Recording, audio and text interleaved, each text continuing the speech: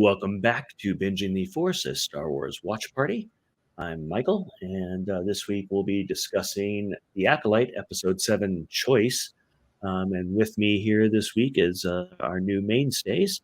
We've got Jason and we've got Jefferson. Hello. I wonder if we sound any different to podcast to audio listeners if they well, been you told guys that our voices are similar. You guys said hello at the same time, and it literally sounded like one voice. Right. So podcast listeners, we are actually two different people. Yeah, like if there'd even been like a fraction of a second difference in timing between the two of you, but you literally said it in sync. Before caller ID, whenever I called my dad, he would always say, "Which one's this?" So. Wow. Yeah, I have no such close doppelganger that I'm aware of. What's nerdy going on with you guys? There's a new trailer for the new Batman animated show, which Paul Dini and Bruce Timm are coming back for, and I'm super excited for that. Paul Dini is not involved. Not Paul, in it. Just Bruce. Just Bruce It Timm. looks fantastic. Yeah, yeah. It's Bruce Timm and then some other creators, but Matt, the director of the Batman movie, Matt Reeves. Matt Reeves is involved. J.J. Abrams is involved. So not unlike when the original Batman animated series was on, it had a tenuous connection to the Tim Burton films. They used some of the character designs were like the Penguin in particular was clearly based on the version from those movies. Yeah, and this not only does not connect to the Batman, it's definitely a completely different animal. I mean, the way Bruce Timm has kind of described it is it's the show he would have done, had he been given complete, total, unfettered creative freedom. Right. Because I mean, Batman the Animated Series was pseudo 30s aesthetic mixed with pseudo modern aesthetic. With the I don't know what you'd call it, innovative technique of actually black painted backgrounds, starting with instead of starting on white paper to paint everything on, they started with black paper and then painted everything on black, which gave it its distinctive look. Here it is 100% straight 1930s aesthetic. It is set in the 1930s. Everything looks in the 1930s. The character designs are straight out of the 30s. And it's on which network is it on? It's on Amazon, isn't it? Yes, it's on Amazon. It was originally created with the intention of it being on Max, and then Max didn't choose to take it, and then they shopped it around, and it actually went to Amazon Prime.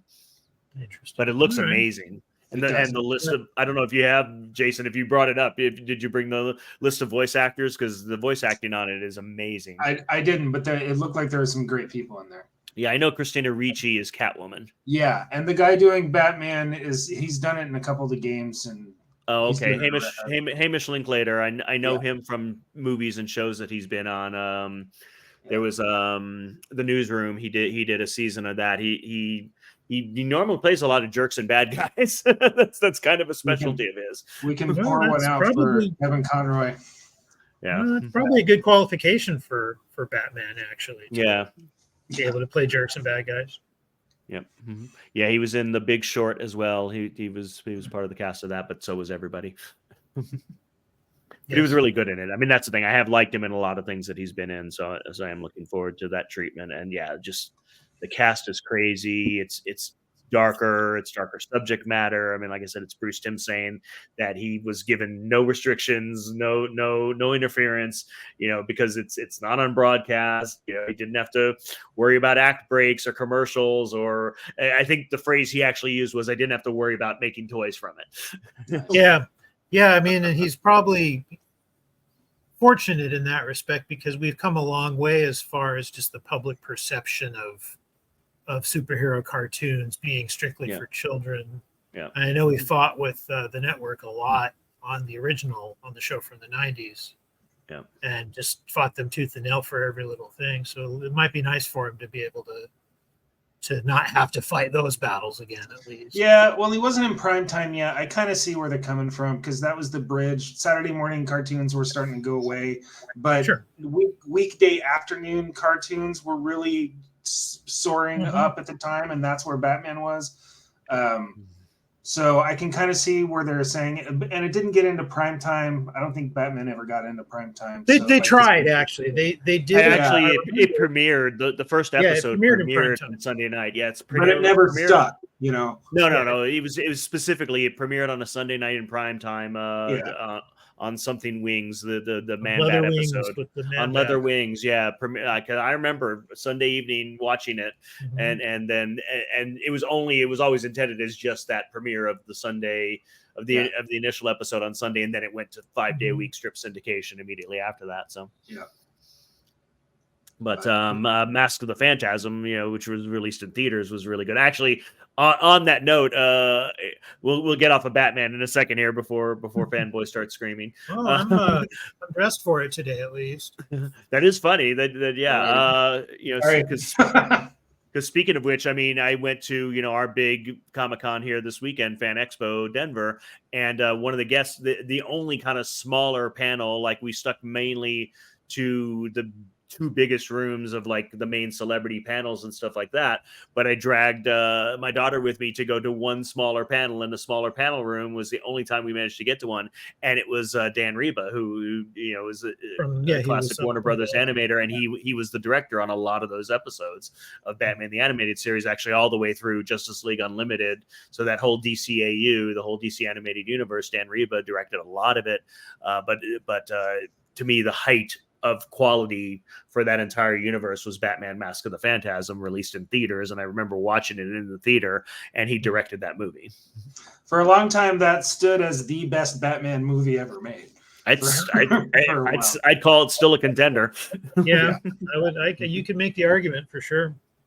I'd put it in the top 3 for sure. Yeah.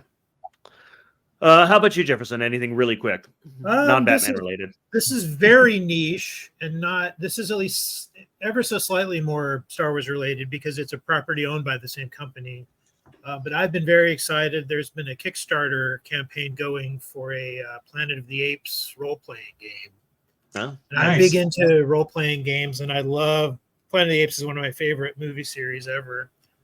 And so I'm very excited about. What's that? Now, will it be based on the originals, or will it be based, since we already discussed Matt Reeves? Based on the original 5 movies, and they're not on the Matt Reeves movies.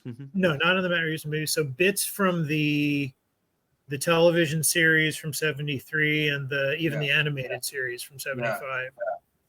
Interesting. So that's it. Is it going to go chronologically or movie order? It's a role-playing game, so it's just a setting. It doesn't have to. But the game will take place. It sounds like it'll take place around the time of the second movie. Okay. Oh, interesting. Okay. Yeah, right. Around the time of the worst movie. That's so you can get humans and monkeys fighting. Right. Exactly. And honestly, what's important for a role-playing game, and I should clarify, this is a tabletop dice and pencils role-playing game, not a video game. But what's important is a compelling setting. It can be based on a terrible movie, but the setting is what matters. And it's a really rich setting. I think it's going to be a lot of fun. I've got my role-playing game group is already been told that they have no choice in the matter. We have to play it when it. Interesting. But they're all. I will just point out, since it is set in those movies, monkey is a derogatory term. Yes, it is. Yeah, but it comes with a bunch of miniatures, and that's my other big hobby is I'm a miniature painter. And so if nothing else, I'm excited about having a bunch of Planet of the Apes miniatures to paint. I think I neither possess the eyesight nor the manual dexterity to have that as a hobby. As far as the eyesight goes, my painting days are numbered. I can definitely tell you. I had to get some special reader glasses just for they're not. They're for me. They're for painting. They're not necessarily for reading. But I need them. Yeah, it was pointed out that last week when we included my daughter Lily that I was the only one on the show not wearing glasses, which I did. I did as a child. I wore glasses for over 20 years. I had LASIK when I was 30. So you know, but when you do that, I was told at the time that whatever will happen with age will still happen with age. Sure. And so 25 years later, age has happened, and I do have to use readers for stuff close up. I'm nearsighted in one eye and farsighted in the other eye, and I have a cataract, so LASIK was way out of the question. Oh, interesting. Yeah. Yeah, and I just never did it, so I have terrible vision and now old age creeping in. So double whammy there. I can't see far away, and now I can't see close up either. We're still alive. We are. So let us end this segment of old dudes talking about anything but Star Wars. Right. Let's bring it around to Star Wars. So yeah, Michael, you got everything you've been asking for in this episode, didn't you? Interesting. I mean, we'll talk about that probably after. I mean, my main, all I'll say going into it is my main feeling is it was everything we expected for the most part. There were very few surprises. So, I mean, it being the typical streaming show tempo of always having to have at least one episode that like gives backstory, having it come this late in the game, 7 out of 8 episodes, my feeling was, I mean, was there any of this that we needed at this point? Because it was really, for the most part, almost all stuff that we surmised. But I will leave that in our capable hands and brains and eyes to discover as we watch episode 7, Choice. Yeah.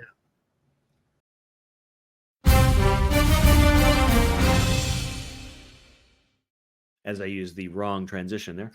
So this time I did include the recap and I did include the ending because the recap and the end credits are actually important content here. I mean, because this, really the recap basically shows us this is now the episode that we kept expecting for the last 4 episodes, that we would get the follow-up to episode 3, Destiny. Yeah, because things needed to be explained. And I'm gonna argue your point that you just made about did we need any of this? We definitely needed this because up to this point, with the previous recap episode, we had a lot of not quite unanswered questions, but we had a lot of things that were wait and see things that could be interpreted as lazy writing. And so we needed this episode to go, okay, no, we weren't glossing over stuff. We weren't being lazy. We were actually, there's a point to all this. So this fills in the missing information we needed. Yeah, I mean, really the big thing to me is that the first episode where we covered the same historical ground, we covered it from the twins' point of view. And now we cover that same ground, but we cover it specifically from the Jedi's and even more specifically Soul's point of view. Right. But we needed a lot of little details, like there is a scene in, was it episode 3, 2 or 3 was the last recap?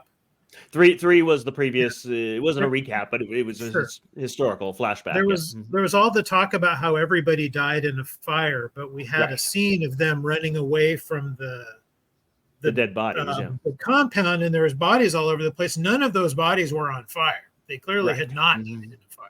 So, and that could be.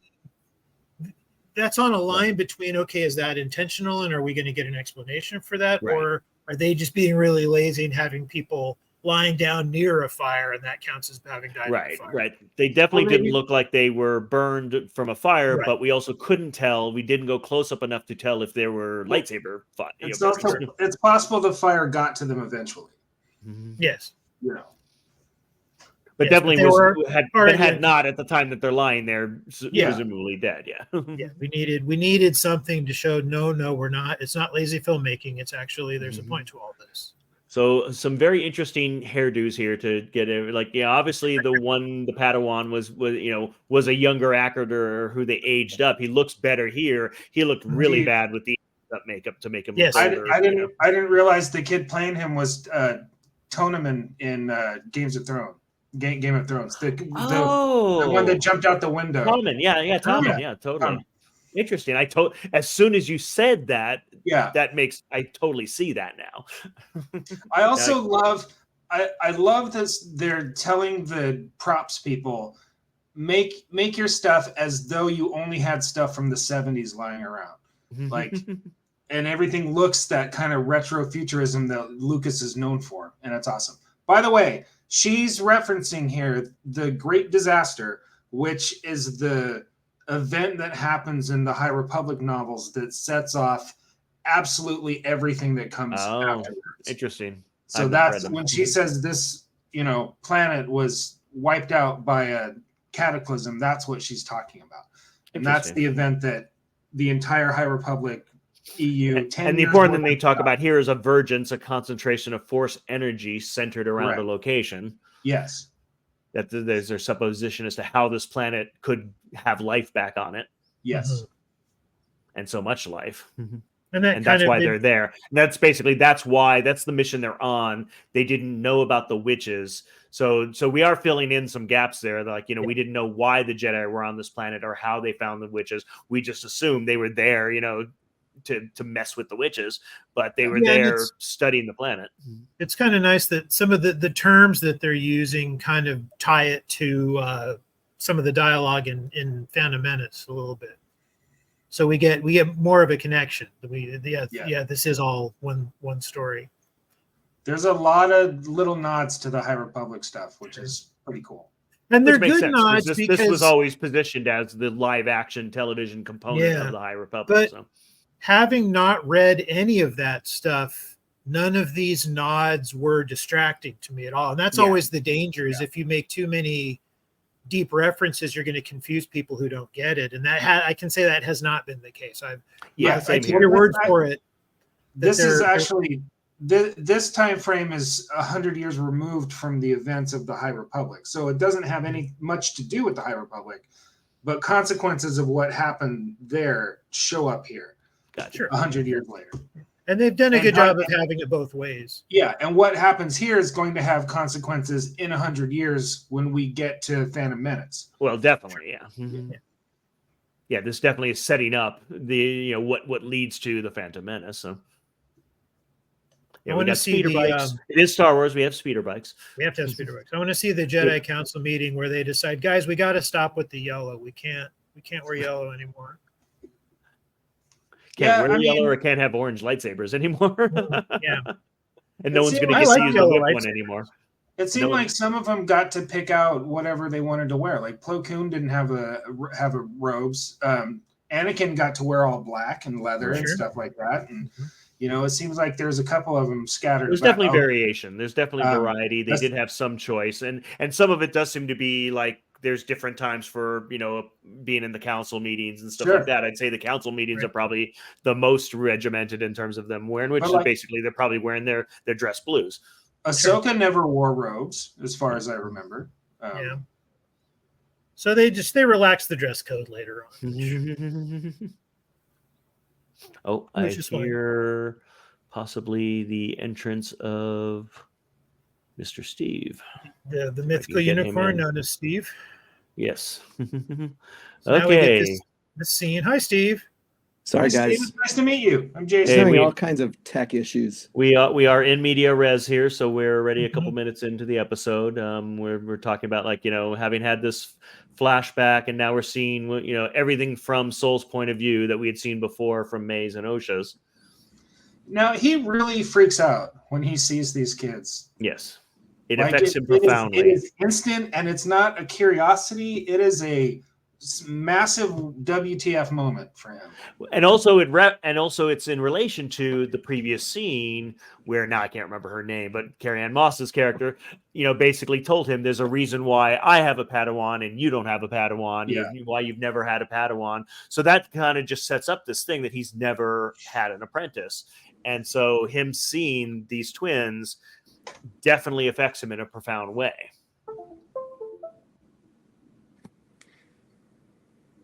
We're left to wonder why. So they took over a mining colony. Yeah.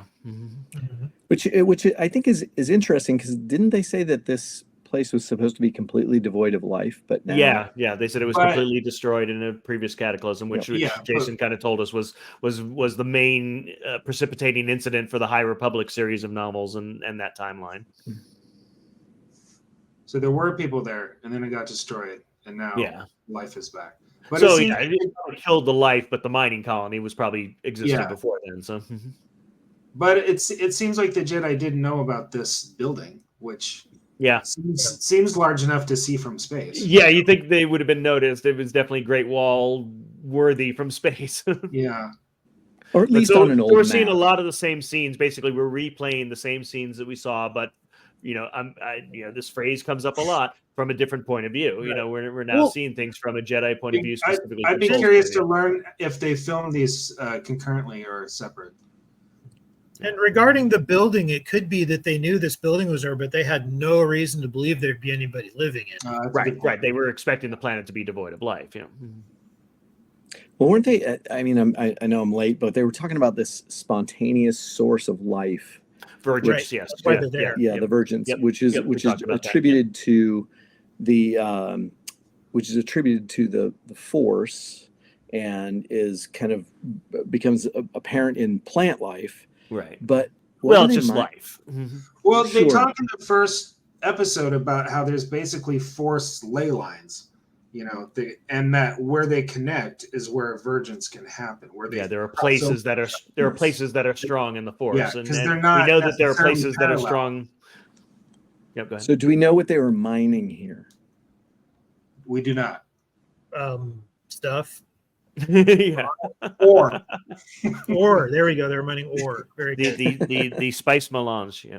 See, Jason's up on his Star Wars backstory. We've needed him. He was the missing link in our. I was just gonna say, I don't know if I'm needed. I don't know if you're needed, Jefferson. I don't know if any of us are. Yeah, but remember, this show is specifically we're not experts. We're not trying to be, hey, we know Star Wars and you don't, and here's Star Wars. We're fans and we just like this stuff and we're just watching it and enjoying it. So. Now, here's another question I have. Does it seem like the Wookiee's forehead is too tall? Because it seems really tall, like Kayati Chewie or something. It is a shaved head with a kind of a weird Wookiee bun, man bun happening. Weird mohawk. Well, but it's the only Wookiee Jedi we've ever seen. So Yeah. And the head shape is kind of the same as Chewbacca's head. It's just that Chewbacca has all that hair. We never see what his head. Interestingly, we'll get to it later, but the physicality is definitely different from Chewbacca, which is interesting because it's the same actor who now currently plays Chewbacca. Yep. So, but we do get some very interesting, great Wookiee physicality that we've never seen before. And I'm going to continue along these lines, and I know you're going to argue with me about this, Michael, but so these Jedi have just broken into these people's home. Yes. They are breaking and entering. They have already lost the moral high ground, and they're just going to make it worse by demanding to take their children away now. But Inara has been advocating against it the entire time. Sure. But Saul in particular completely loses the moral high ground because all he has is a vague suspicion. They have no evidence that these people are doing anything wrong whatsoever, other than practicing a religion that's different from theirs. Yes. But some in the Jedi would consider that the equivalent of a terrorist cell. There's a bunch of people doing stuff on the sneaky. Let's get in there and figure out what's going on. But they have no evidence that they're doing anything. I mean, they didn't even know these people were here. Wow. Remember, this is all very, very, very much from Soul's point of view, and we're seeing his particular take on it. This is affecting him personally. Inara's like, we shouldn't be doing any of this. Let's contact the council, see what the council wants to do about this. This is above our pay grade here. Right. It is not like an immediate thing to say that what they're doing is wrong and we should intervene. It all comes down to Soul's choice. He's the one who keeps pushing for it in every single. She's kind of a David Attenborough, and he's kind of a Marlon Perkins and Jim. Where I was going to say she wrestle. Once the S hits the fan, though, she takes charge. She turns into the wolf from Pulp Fiction pretty quickly. Mm-hmm. You know? That's true. Well, she does. I mean, when the situation demands it, yes, but she's not instigating the situation at all. No. And all the instigation is on Soul's part and this kid. I mean, she does stoke it because the Padawan basically just wants to go home, and she's not letting that happen. So the mother here kind of preys on his weakness and gets in his head, and really, like, you know, this whole sequence here is very interesting, showing, you know, delving into what we didn't see when we saw the first take, when we just saw the exterior, which is just her taking over his mind. Now we see what was happening in his mind. And it's very interesting stuff that she's very specifically preying on his weakness to say he just wants to go home. Which speaks to the Jedi being kind of soft at this point in history, because this kid doesn't want to be out in the field. He just wants to be back on Coruscant. He just wants to be reading his books and playing with his lightsaber. Well, I mean, he is young. He's a Padawan. He's not even a knight yet. So, I mean, he's pretty, you know, I mean, to come. or you know, kind of jumping ahead, pretty good with lightsaber. That's Well, I mean, you have to be to survive as a Padawan. We know from Ahsoka, Padawans get thrown in the middle of wars and battles all the time. You got 12, 13-year-old kids fighting wars. They start them at like 2 or 3 years old. Sorry, go ahead. And running planets. Star Wars is big on getting the kids to work early. No child labor laws in the galaxy far, far away, clearly. But we see. But again, I have to point out, these Jedi do not have the moral high ground at all. They are in the wrong. Nope. Yeah. So which I think is, you know, go ahead. It is my hope that we're not necessarily meant to sympathize with Saul's position, because his position is pretty objectively. No, I mean, it's all him pushing. It's him pushing, and it's pushing. Even she points it out to him. It's basically from a selfish point of view. It's from an emotional point of view. Sure, and that harkens back to Qui-Gon and Anakin about there's a reason why they don't take them after they've formed attachments, you know. I ran across this random kid. I'm going to take him as Padawan. I mean, like it or not, agree with the Jedi's take or not in terms of how they train and what their beliefs are and what their rules are and how they do things. Within that construct, it makes sense that if you're trying to have, you know, Zen warriors who do not operate from a standpoint of emotion or attachment, you know, and make decisions based on these, you know, middle, you know, of the road, you know, never too light, never too dark kind of positions, then you don't want someone mature enough to have formed emotional attachments, you know, and that's why they take them, you know, when they're 2-3 years old and not when they're 6, 8, 12 years old. It's the same reason they take stormtroopers so young. I will say the one thing that is concerning to me a little bit about the success of that message, which I agree with 100% with Jefferson, who is pounding the idea that the Jedi are in the wrong here. The Jedi are the antagonists here.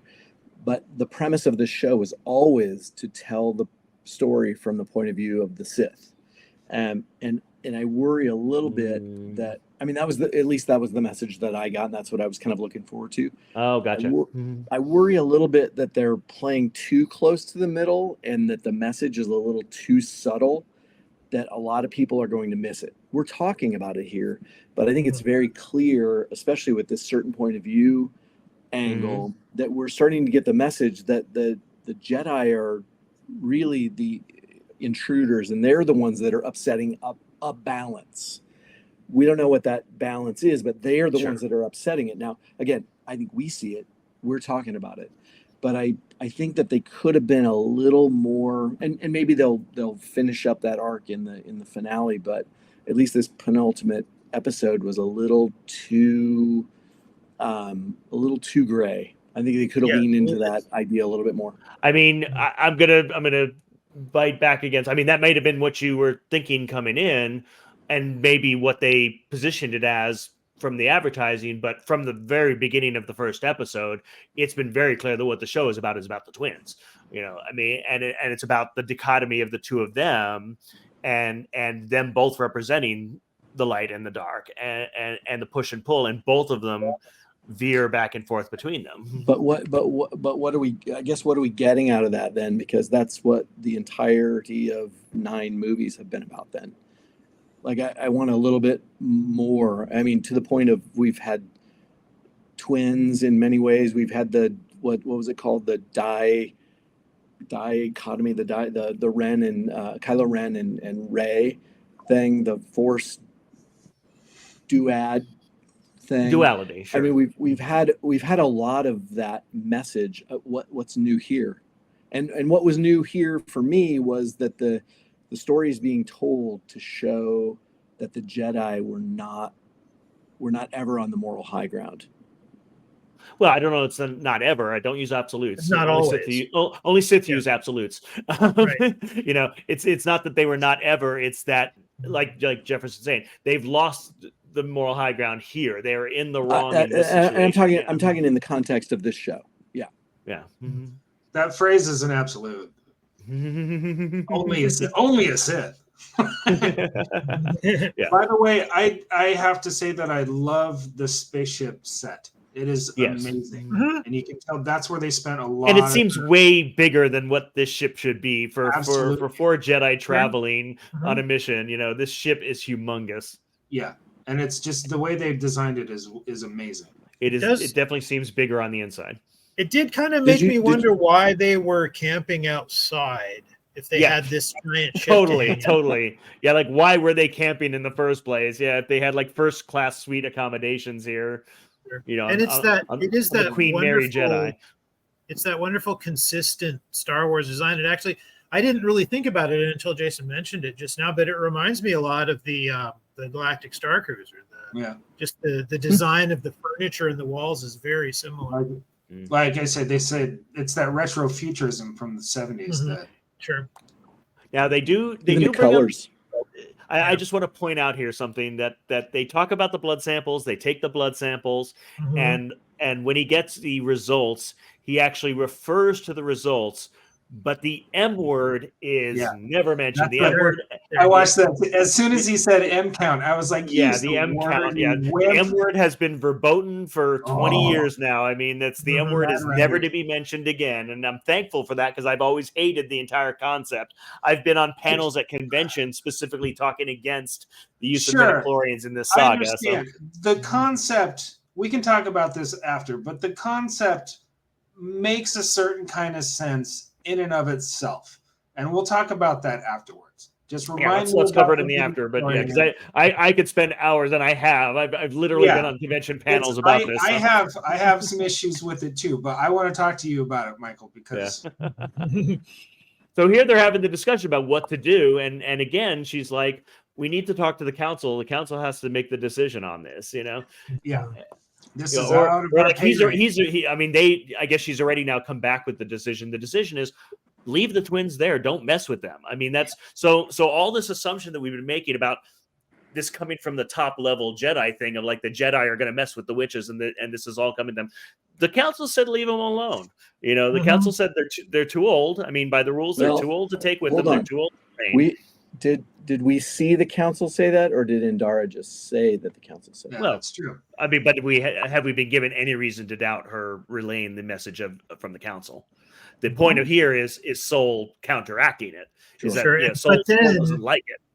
As we're going to see shortly, then her and the rest of I think we haven't really been given that much indication that the full council has been involved in any of this decision. Sure.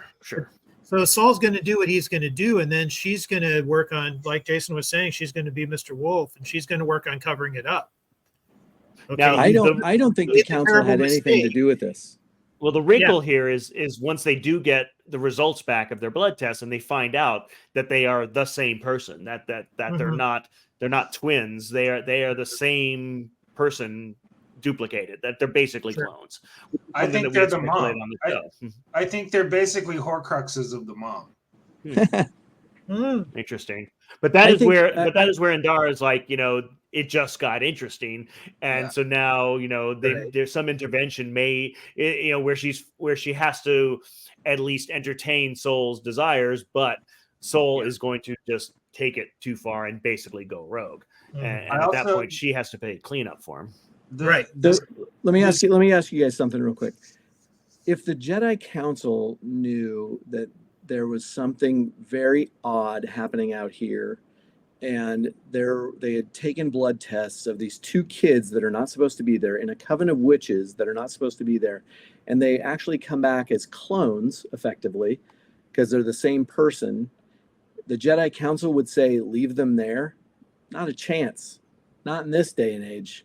Well, we don't have any indication that they got that information. That's what I'm saying. I think Indara is making the call that she does not want anything to do with this, and then when she has to have something to do with this, she does everything she can to basically say, here's the story we're going to tell.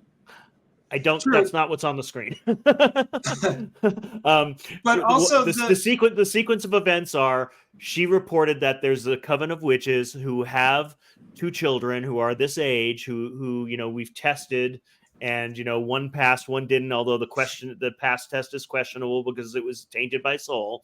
Here's the information she relayed, as far as we know, and as far as we know, she got back the word to leave them. Did that get relayed? Did we see that on screen that it got relayed to the Jedi Council?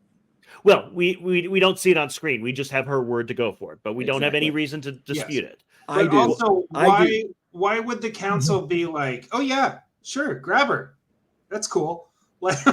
No, they're not. They never said that. She never gave them that information. I don't see that. Hey, there's witches and there's these kids and stuff, and I can't see them not being like, let's dial this back about 20%. All right, hotshot. I think they would say something like, let's send a few more people to figure out what's going on out there. All that she relayed is that he can't. Should we take the children? Soul wants to take the children. Soul wants to take them as a Padawan. No. Should we do that? And they said no. We do not. We will not. We are not giving you the authority to intervene in this situation. Yeah, and I get that, but I also see Steve's point of view as well. Yeah, I think there's something else going on. And here, he teams up with the right guy because he's already tainted, So they're like, he was supposed to follow him on the speeder and bring him back, but he's like, man, let's do this. He's doing anything that achieves his objective. His objective is anything that gets them to go home at this point. Yeah. That's his sole motivation. The mother played on it. She basically put that seed in there, and that seed has taken root, that you need to do anything you can to change this mission so that we just go home. And he's still a little freaked out about being possessed by a witch, which is totally. He is definitely biased against him at this point. Which we all dream about, but he was a little weird about it. Yeah. I think it might be a little unsettling. Depending on the witch, I guess. Yeah. Exactly. Yep. Wanda, sure. But at this point, Indara is just trying to do damage control. She knows Soul is he's taken off on his own. He's basically gone rogue, and she's trying to manage the situation as best as possible. She doesn't even refer to him as a master, so I don't know that it's even clear. I think he's potentially just a knight status here. I don't think, because when she introduces them, she introduces herself as a master, and then introduces him just as Soul. So I believe he's a knight. She's the only master present. I think the colors of the tunics might indicate that. Yeah. The gold is only now. Here's new information. This is very new information because even from Osha's point of view, her memory is that May tried to burn me alive and May burned down the building. And now what we find out is, yes, May was doing something very, very petulant by burning this book that was important to Osha. But that then resulted in this accidental fire. That is huge. That is a huge new piece of information that May never intentionally was trying to kill May. And there is trying to kill Osha. Surprisingly large amount of wood in that place. Yes, in this mining compound that's built into a rock wall that goes up in flames. There's wood. By the way, Spikehead is not helping anything. She's not. No, she's spoiling for a fight. She's not. No, she is definitely not. She is definitely aggressive, and she's looking for the reason to channel her aggression. She's Zabrak through and through. She throws a toddler fit this whole episode. Yeah, she is not helping this situation at all. But again, that's why you neither that's is why you Saul. want a Zabrak. You want a short fuse, you get a Zabrak on your team. Yeah. Yeah, I'd say my biggest issue with the whole episode, because I have a big issue in fiction and it tunes me off on a lot of stuff, when otherwise intelligent characters change the plot or hinge the plot on them doing something stupid that does not make sense for them to do. Yeah. You know? So you just described like 90% of filmed entertainment right there. You must grapple with that a lot. Definitely all of The Walking Dead after a couple seasons, and why I tuned out on it and didn't watch the last 3 or 4 seasons. So, you know, it's the plot only moved forward if otherwise intelligent characters do things stupid that they had no business doing, that it didn't make sense for them to do, you know. And here, you know, you've got the lightsaber ignition, and she does this rather than saying, stop, hold on, I'm letting her go with me, you know, go with you, or stop, hold on, let me mediate this situation as I'm the woman in charge and I've had decades of running these women. She does whatever the black smoke scary thing is, and Soul overreacts to it and kills her. I mean, which obviously is now his original sin, and where all of this stems from is you know, him selfishly wanting Osha as his apprentice, and he thinks or does he think that she's going to hurt Osha? Because he doesn't react until he sees Osha going all smoky as well. I think he's just attacking. I think he's just protecting against a perceived attack, because I think what she did in that moment was nothing conciliatory whatsoever. Well, there's so many hundred of different ways she could have approached that moment. Which doesn't justify him. Not the way to get them onto your side. Yeah, you know? but it doesn't in any way justify Soul's actions. Sorry, go ahead. Steve. I think Jason's right. When he looks over and sees Osha starting to, you know, dematerialize into the black smoke, I think that's the thing that caused. It's possible, because we know that's his bent. That's his issue is he wants Osha. Yeah. Well, the real tragedy there then is that's not Osha. That's May in that scene. So he doesn't even have the right twin. He's just trying to protect the kids. But Osha is the one that is really kind of driving, because she wants to go with him. Yeah, she wants to go with him. He wants her as an apprentice. I mean, it is short of Anakin, it's the most selfish we've ever seen a Jedi act. You know, I can't think of another example when we've seen a Jedi really mistake stuff, and it kind of makes me question, other than what happens at the end here, how he ends up even achieving master. Sure. How did they not just drum him out after this? Yeah. Well, we know that at the end of the episode they don't find out. They cover it up. We do get to see Torben being a badass here, which is nice.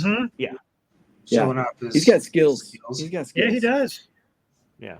I mean, I think all Padawans to a certain extent. I mean, you can't get to that age as a Padawan unless you've got skills. It's nice to see it on screen, though. Yes. Yeah, it is. Yeah, we do get a lot of great action in this. Yeah, this moment coming up here, I mean, is definitely my favorite. I kind of prefer the shorter hair on Soul. Yeah. Oh, it just looked freaky. I just think the wig looked really bad and looked really freaky on him.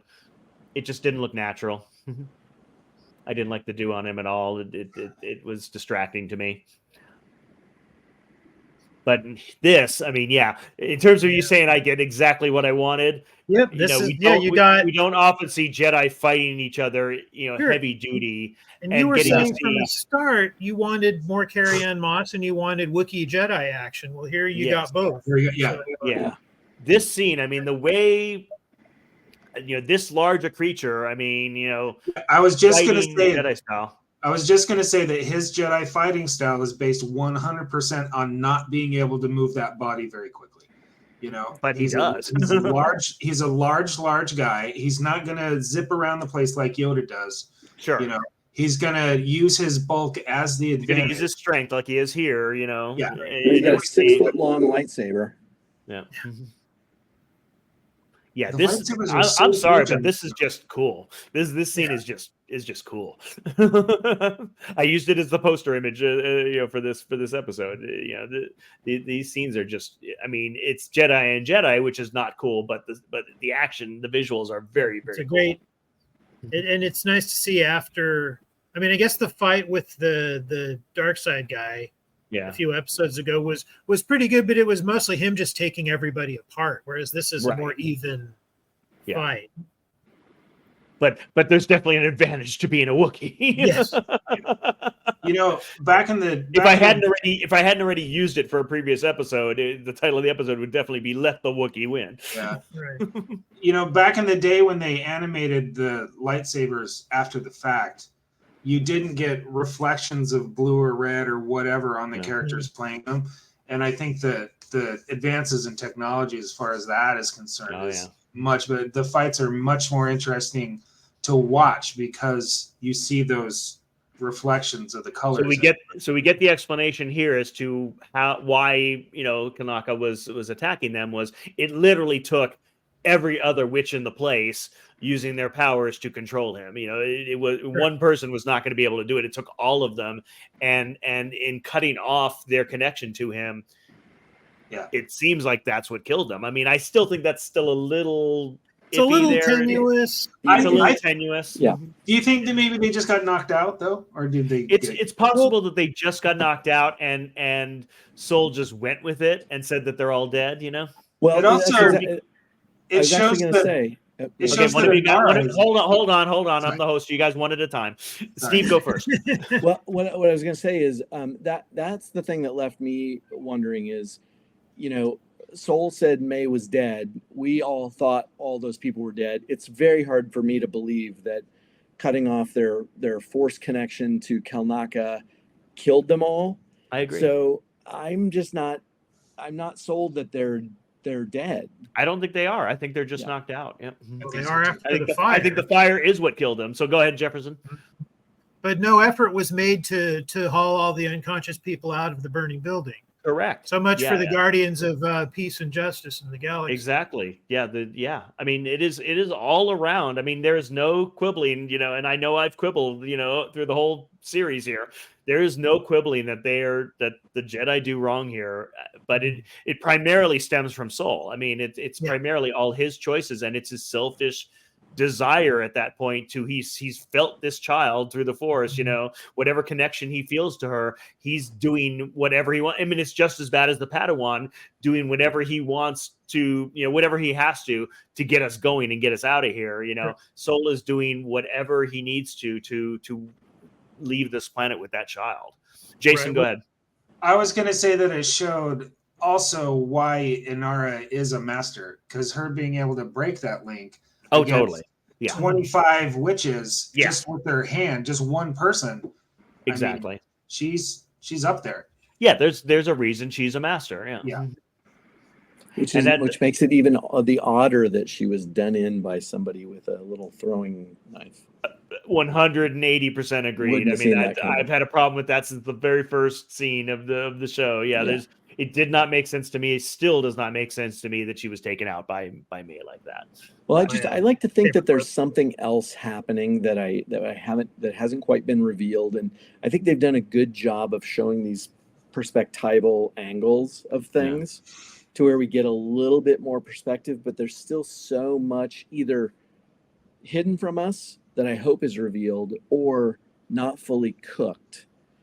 Because the other thing that's interesting is Indara, Kalnaka, and Torben were all in exile. Yeah. And Soul was the only one that just stayed in the loop, training and working and becoming a master. Right? I mean, I don't know that she was in exile. She was probably stationed on that planet. I mean, he had Torben had self-exiled, but, and I think Kalnaka had as well. I mean, I think there is definitely a theme there that this incident affected them so profoundly that they couldn't just, stay in the order. I do find it odd that someone of her strength would just get willy-nilly assigned to Outer Rim world backwards. Hanging out in a bar. It's definitely, it affected all of them, you know. I mean, because she's someone who definitely seems like she would have been on the council, you know. But I mean, not everyone could be. There's like thousands of Jedi, and not all of them can be on the council, and presumably a lot of them are masters, so not everyone can be on the council. But I just did want to note, since what we're watching is that it did answer Torben's scars, because he did look really messed up in that when we saw him in the flash forward and 16 years later. So I actually, the only time I've kept the end credits, because the lyrics on this song, and it just in and of itself, the fact that it is a song in Star Wars with lyrics, a contemporary song, a contemporary 2024 song, with lyrics used in Star Wars. I believe that's, if not the only time, it's extremely rare. It is the first time this has ever happened. Okay, I can't think of any other time in Star Wars. Songs in basic anyway. I was gonna. I'll point you to the words on this. I mean, it's all about twins. It's basically, Sure. It was clearly written for the show. Yeah. But the singer in Jabba's palace would be the first song with lyrics. Yes. But that's the thing. But but Twin Flame. I mean, I feel the shame when they call me your name. It's all about twins. Yeah, my point was, this is the first time they've had a contemporary song put over the. It's important over the credits. We don't need to over tweak it. I mean, it's important. I mean, and it's important because of what it's actually saying. Sure. Or is it just distracting us from the big picture? A war with myself. No, it is the theme. The theme is the twins. It's about the twins. That's what they want you to think, Michael. Yeah, it's all a trick. It's a big lie. Don't fall for it. Twin flame, a war with myself. Ever since those twin sons on Tatooine, it's been about the twins. It's always been about twins. The power of two. The power of two. The power of two. It is all about the twins. When you ripped Destiny apart, Destiny was the previous episode. Episode 3 was Destiny. You ripped Destiny apart. They had a Destiny. I mean, the song. Yeah, you're right. It's definitely written for this. Sure. My pain is your pain. You rip the Destiny apart. That sounds like it's from May's point of view, because from May's point of view, that was the issue, was that we had a Destiny. We were the same. Osha ripped us. You ripped us apart by wanting to be a Jedi. I wonder if the coming of twins marks major, so this is going to have major effects somehow with these twins. When Luke and Leia are born, that mark major changes within the whole galaxy. Sure. I'm wondering if that's like something that's happened all throughout history. Yeah, like when Fort Sensitive twins show up, it's going to go down. Could be. A war with myself is a losing game. But also a winning, because one of you has to win. But that's the thing. When the two of them fight, no one wins. Yeah. The power of two, which got mentioned, the power of two, was in the ritual. Sure. The final episode is going to have a lot of explaining to do. A lot of explaining to do. You got some splaining to do. I hope it's 2.5 hours long. I know. I mean, this definitely was a longer one. It was 10 minutes longer than most of the other episodes. So. Yeah, that's been a big complaint online, is that A, they hate the show no matter what, and B, right, but there's too little of it. Yeah, we talked about that last week. Like, yeah. Sorry, waiter, my crap sandwich is too small. Yeah, exactly.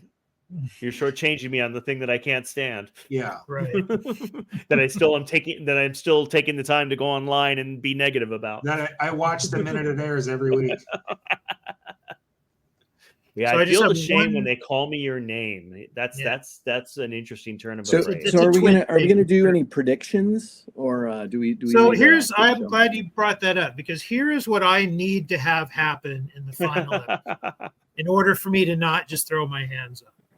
Saul has to be punished for his transgressions. Dramatically, he's done too much wrong to get away with it. He has to be punished somehow, and severely. Even if he somehow redeems, like the character who does awful things, even if they turn around and like Kylo Ren's a great example in Rise of Skywalker. They turn him around and he helps Rey at the end, but he still has to die. Yeah. Because he did so much evil over the course Darth of Vader. history. Darth Vader Yeah. in the end is redeemed in his death. Yeah. But yeah, he still has it. And now Saul, I don't think Saul is a Kylo Ren or a Darth Vader, but he's done a great deal of damage, and he has to pay for that. He cannot get away with it. And if that doesn't happen, I'm not going to be happy. Yeah. I really thought Saul was going to be more mischievous, or not mischievous, more sinister than he ended up being. Like all throughout that, I was like, this guy has a weird past where he's done some crazy evil stuff and he's been trying to hide it, but really he's just kind of a dumbass. And that, you know what I mean? I mean, selfishness is not dumbassery. Sure, but he did something very, very stupid. You know, he started a fight that he didn't need to fight. You know. Yeah. And you want to know my prediction? Yes. My prediction is we're going to get some flashbacks from another point of view that shows Saul actually planning all of this and actually being the bad guy behind the stranger. I couldn't. And then the stranger's going to kill him. So you're going to get your comeuppance. He's going to get his comeuppance, Jefferson, but it's going to be the stranger that gives it to him. I think if we get another perspective on it, I think we're going to show that because this was Saul's perspective, he is being extra hard on himself. I think that he probably was not as bad as his own portrayal here shows it to be, because it's from his perspective. But sure, yeah, Steve's prediction sounds a little convoluted to me. I'm swinging for the fences, man. Yeah, it doesn't sound like it's in the. It doesn't sound in the spirit of what we've watched so far. Mm-hmm. It hasn't happened yet in Star Wars, Jason. That's true. A lot of stuff that we've seen in this show hasn't happened before in Star Wars, though. Yeah. So, well, the other thing that I'll be interested to see is how they bring this back around to the stranger and his story and what he has to do with what we just saw. I just did. I know, but I think you're wrong, Steve. Okay. That's why I want this episode to be 2.5 hours long. Is because here's my. I don't like doing predictions. I don't necessarily want to do a prediction, but here's going to be my prediction. And I'll be shocked if I'm not wrong, or I'll be shocked if I'm wrong. We will not get those questions answered. We will be left with questions at the end of it. That's very Star Wars. It is not going to give us everything we want. Leslie Helen is going to leave room for a second season. Yeah, if it ends with the door closing, and nothing answered, tune in next week, or tune in next season, that'll make a lot of people angry. But I will predict that as well. No matter what they do, fans will be mad about it. Sure, yeah, that's a given. Yeah, trying to please the fans an easy is probably prediction. The worst mistake you can make. Just ignore the fans. That's probably the best advice I have for any showrunners. Don't even pay attention. It's a lot of times what you really want to happen at the end of a series doesn't. I wanted Don Draper to be DB Cooper so bad, and it didn't happen. And that's funny. It might happen here. It's probably not going to happen here as well. Mm-hmm. Yeah, no, I do not think we're going to get the ending wrapped up in a nice little bow for us here. I think we're going to be left with more questions than answers. Yeah, and the struggle that they have then is that they have to make it reasonably clear the difference between subtle writing and bad writing, because there's a blurry line between the two. Are they being subtle and leaving us with unanswered questions, or did they just forget to finish the story? That's their job. They need to convince us that it's the former and not the latter. I think the cliffhanger is going to be who becomes the stranger's apprentice. Long lost sister. Yeah. Well, I think that is what I think that is the one. What they will end with is which sister ends on which side, which sister ends up on the dark side, which sister ends up on the light side. I think because that's what we care about. It is about the sisters. They might do it. They might meld into one person because they are the same person. And they probably represent a light and dark side of their own. That's probably why they were split in two. One's grouchy, one's, more a force dyad. Yeah. Maybe they'll like a reverse by generation. They'll go into each other. Yeah, that sounds very, very fanish.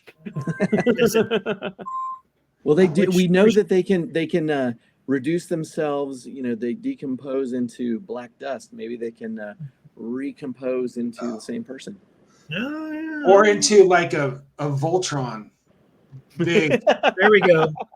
Big badass. I'm gonna go with if that's the metaphor we're going with, then they're going with Captain Planet. Let our powers unite. Yes, well, and in fairness, the adult version of the twins, she's a little on the short side, and her mother was very tall. So I think Jason's onto something. Merge them into one. They come together and they become Alisea. Yeah, there we go. Become 3 raccoons in a trench coat. That's right. Michael, do you want to talk about midichlorians? In 22 seconds, sure, because I don't. Our Batman rant at the beginning, and the 43-minute episode has us running a little wrong.